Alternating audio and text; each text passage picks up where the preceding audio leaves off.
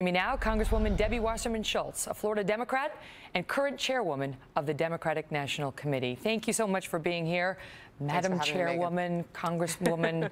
It's a pleasure to have you on the Kelly File. Pleasure's mine. Thank you so much. All right, so let's start with Marco Rubio, who seems to be sort of setting it up between himself and Hillary Clinton by saying she is yesterday and yesterday's over. How do you combat that?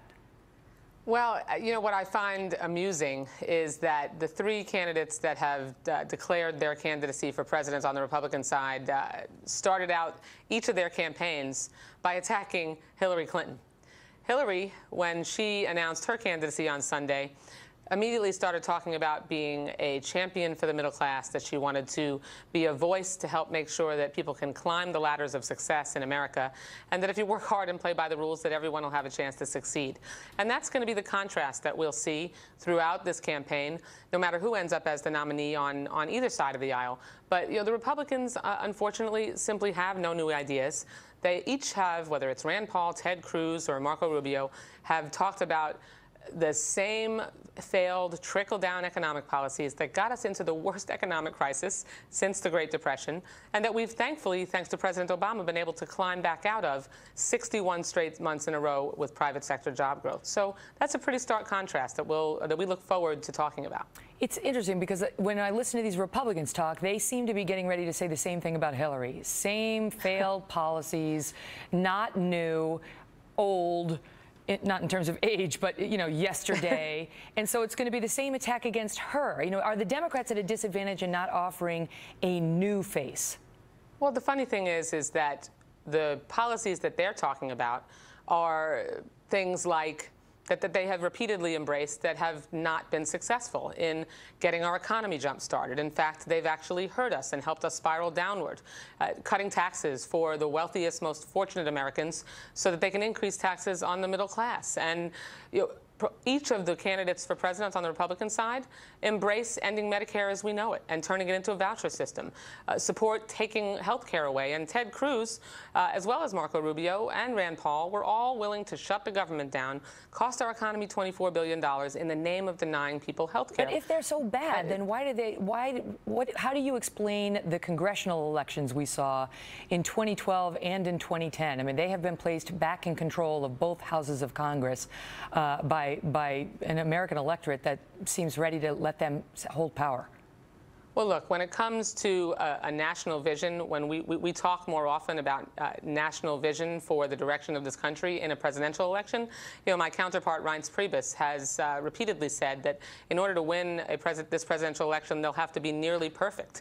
And they certainly haven't been close to perfect. They've been so out of touch on the issues that matter the most to Americans: creating jobs, getting the economy turned around, focusing on making sure that if you work hard in this country, you'll have a shot to succeed. Instead, they've focused exclusively on taking care of people who are already doing really well and making sure they can do even better. Now, as far as the midterm elections, to answer your question more directly, you know, those races are run on the ground. They are more head-to-head, candidate-by-candidate battlegrounds, and it's a very different environment than a presidential election. And look, we have to improve our performance in midterm elections, and we're working on that. Like Reince Priebus has said, they're working on improving their performance in presidential elections. The problem for the Republicans, Megan, is that they just don't get that they're wrong on the issues that matter the most to Americans. Some have said that Hillary Clinton and the Democratic Party would do better if she were challenged in a primary, because she would emerge, if she emerged from that process, you know, more battle-tested. And she seemed a little rusty during the rollout of her book and so on. She made some mistakes. Do you think she should be challenged? Oh, I think she's going to be challenged. I mean, I think we're going to have a primary. By somebody more than like Lincoln Chafee. I mean, like Elizabeth Warren, somebody. Like, now, come on. You know, Lincoln Chafee is a former governor, a former United States senator. I mean, this is someone who certainly is an accomplished individual. Do you think he poses a serious challenge to Hillary Clinton? What I will say is that, for example, the vice president, now, come on. I'm just saying what everybody's thinking. Well, let's be respectful. I know you're not trying to be disrespectful, but we have a governor and a former senator. He's thinking about running for president, and I welcomed him to the race. But Vice President Biden, for example, is saying that he will decide this summer. Martin O'Malley, Martin O'Malley, the former governor of Maryland. Jim Webb, a former United States senator from Virginia. You would like to see that?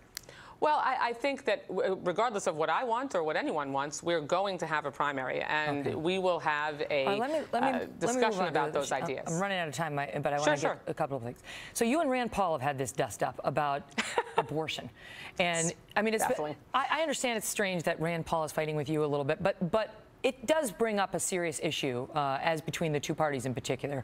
And he keeps saying to the reporters who want him to say whether he supports rape and incest exceptions to abortion, and he hasn't been explicit on that. To your to your point, he hasn't. He keeps saying, ask Debbie Wasserman Schultz when life begins. When does she believe life begins? Can you answer that question?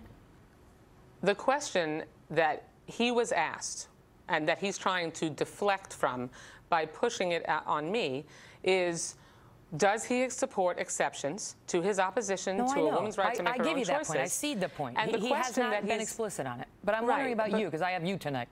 So from my perspective, from my party's perspective, we do not support rolling back the protection that the constitutional right to make your own reproductive choices established in Roe versus Wade has given to women.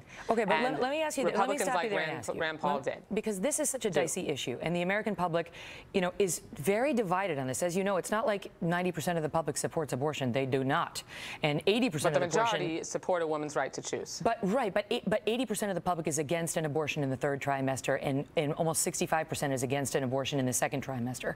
So people are divided on this. And that goes to his point of, at what, but Megan, look the what we're state talking has about. The right to set limits. They have the right to set limits. Exactly. And so he's trying to get to the Democrats' position on at what point is it appropriate to say it's no longer just between a woman and her doctor? What is appropriate from our perspective, I'll speak for myself, but I think I can speak for most in my party, and that is that a woman's right to make her own decisions about her body should be between her and her doctor. And that in terms of personal liberty, we definitely have a different opinion, Rand Paul and I do.